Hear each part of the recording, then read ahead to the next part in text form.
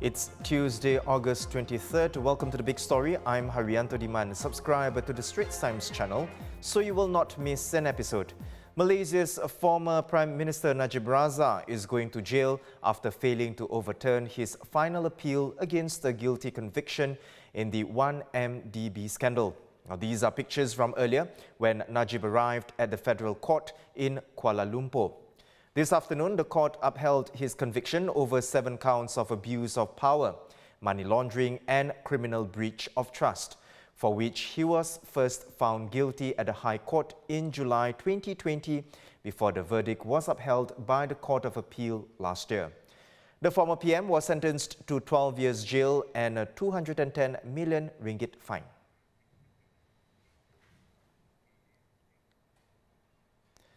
Malaysia correspondent Ram Anand joins us now from Kuala Lumpur. Ram, what have the reactions on the ground been so far? I think the reaction is pretty strong from among his supporters. The supporters have gathered here from 7 a.m. this morning. There are about hundreds of them. Notwithstanding, I expect there to be strong reactions from his party, UMNO leaders as well. He remains a very popular figure in the party. He commands much of the grassroots. So despite losing the 2018 elections and not holding any positions in the party or in the government, Najib has remained very much relevant in the political scene for the past 4 years. So there will definitely be a strong reaction within the government that will be felt quite a bit, I think. Ram, what we're seeing, of course, is there seems to be a press conference that is expected to happen in the courtroom, and you're in the court as well. What's the update there?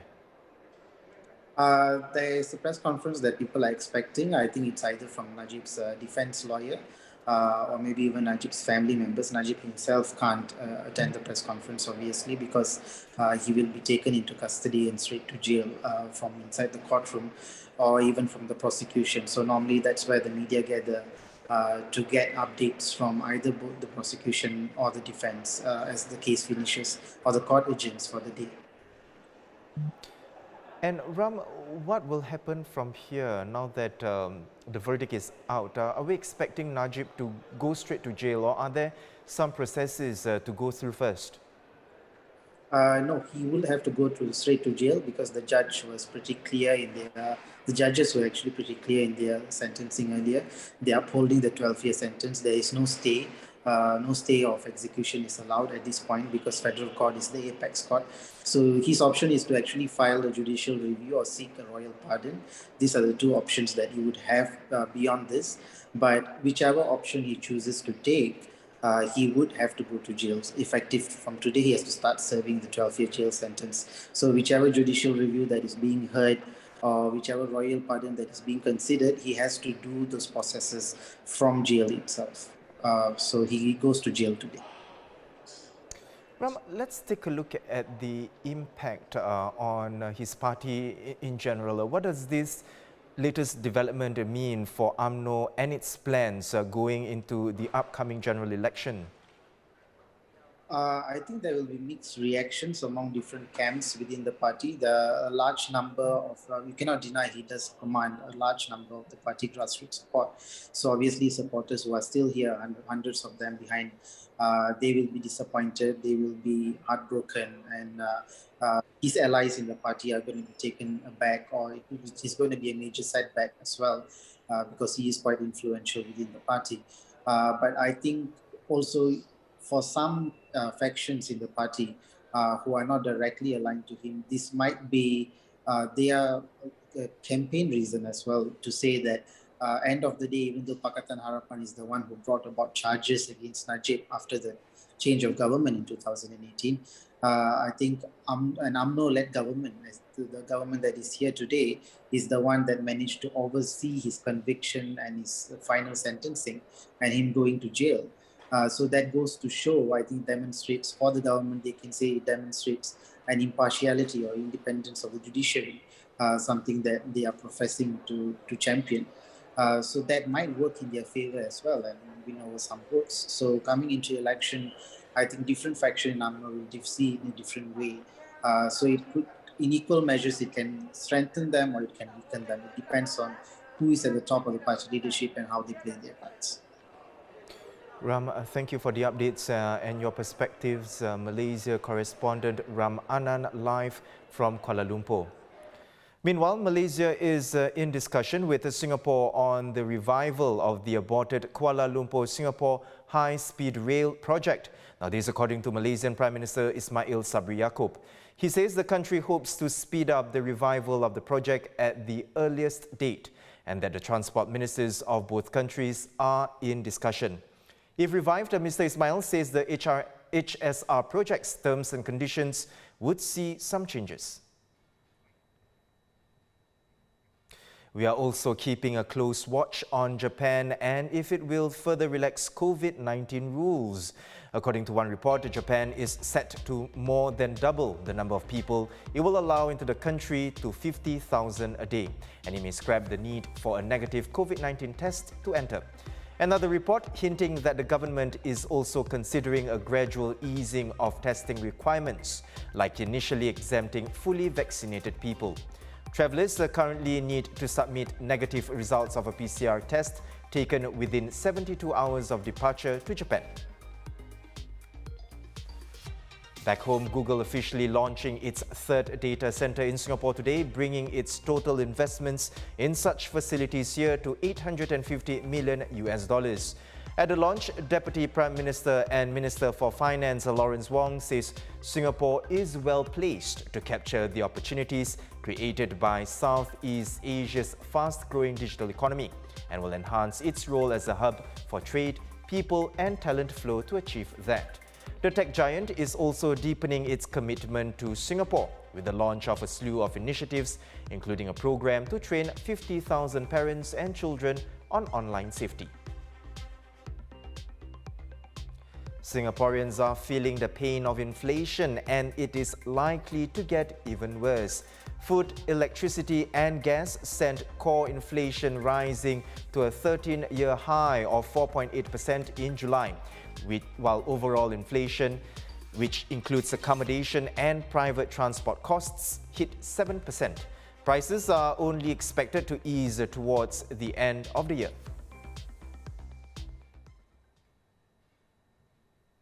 Now, how can Singapore reduce packaging waste? A new study says that 95% of consumers here would be willing to purchase a product that has eco-friendly packaging, but only if it didn't cost more. More than 500,000 tons of domestic packaging waste was disposed of last year, consisting of mostly plastic, but also paper and other materials. According to the report by the Singapore Environment Council and KPMG, more options for refillables like detergent and drink bottles is one way to reduce the amount of packaging. Joining us to discuss more is Isabella Huang Lo, Chairman of Singapore Environment Council. Welcome to the show. Isabella, whether I'm buying something from the supermarket or getting a takeaway, there's often too much packaging. What are the main ways to improve packaging designs and practices from a business standpoint? Thank you for that question. I think it's very, very interesting. This particular conference today that we just finished actually talked extensively about businesses taking ownership in this space. So we are actually asking all businesses to really look at how to educate consumers concerning packaging changes, redesigning, rethink, but really the low-hanging fruit is about reducing packaging waste. We actually issued a figure of 532,000 tons of packaging waste a month ago. That is a very stark figure that we actually throw that much of packaging waste. So just to give you a perspective, the packaging waste industry is $3.9 billion, growing at 8% every year. So that means you're throwing 40% of that 3.9 billion into the incinerator, doesn't get recovered. So someone needs to really rethink what we are doing as a country with very little natural resources. So again, it's very much discussed. And I would say that today's conference we also found new nuggets of wisdom from the industry players that came forward to offer discussions. So what I came away, or what we came away, is about several things that we can do. One of it is simple things like looking at homogeneous packaging. So instead of having a plastic bag and a tapao thing, or looking at a box from an e-commerce with a cellophane tape on it, we could actually look at homogeneous packaging, which means a paper box with a paper tape, for example. So there are many redesign thinking that can happen through the course of our consumer products that go out to the B2C business. Several other things also was talked about. Maybe digitalization also plays a very important role here. We could actually track the products and to see where it goes. Maybe the consumer needs to understand where it comes from and how is it going to disappear? How will it go? So there's a whole bunch of new innovation and new ideas that we can bring forth to the consumer so that they can take action. There's also a third item which we talked about, which was quite an aha, which is about modularization.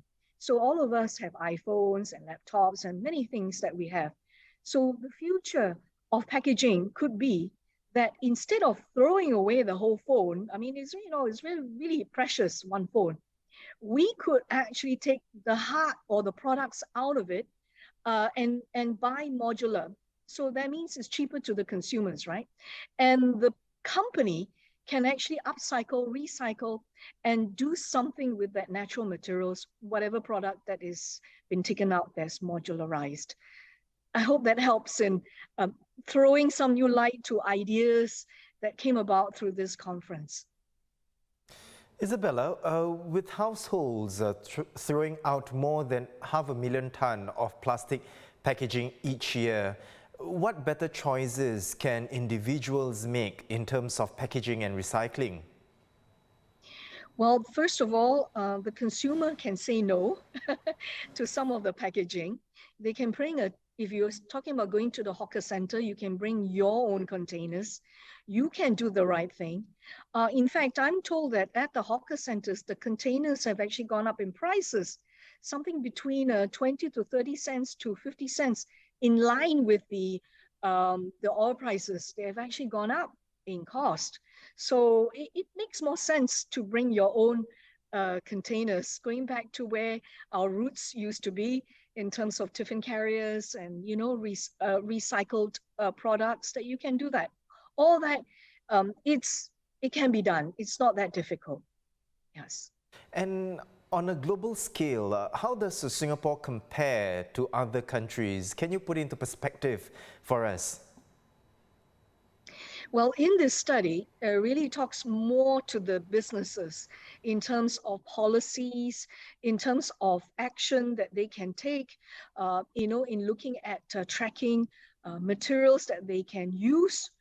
So there is a whole bunch of opportunities that we can actually benchmark against best practices from various countries, namely Germany, Spain, and Netherlands. But policy making, that's quite key right now to unlock the whole packaging ecosystem. So in this particular study, we actually painted not just about plastic. We looked at bottles and we also looked at metal cans for the beverage industries and various other industries. So for example, the bottle refund scheme, that's something that's in the works. It should happen pretty soon. So for the bottle refund scheme, it shouldn't hurt. In fact, it should even help our local industries very much. Bring back that bottle, gather some small money out of it, deposit scheme, rather than look at it as a cost perspective. So it's really getting an ecosystem going that will work in terms of a bottle refund scheme or any of the other metal cans that can be brought back. That's something going to be extremely important, how we continue to mine these packaging materials out of the waste stream. Isabella Huang Lo there, Chairman of Singapore Environment Council. And finally, Usain Bolt has filed an application in the US to trademark his winning pose.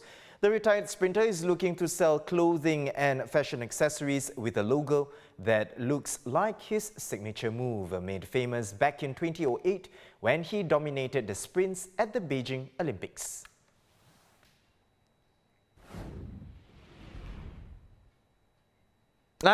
And how's this for a victory pose? Now my producer tells me I pose just like Usain Bolt, but better.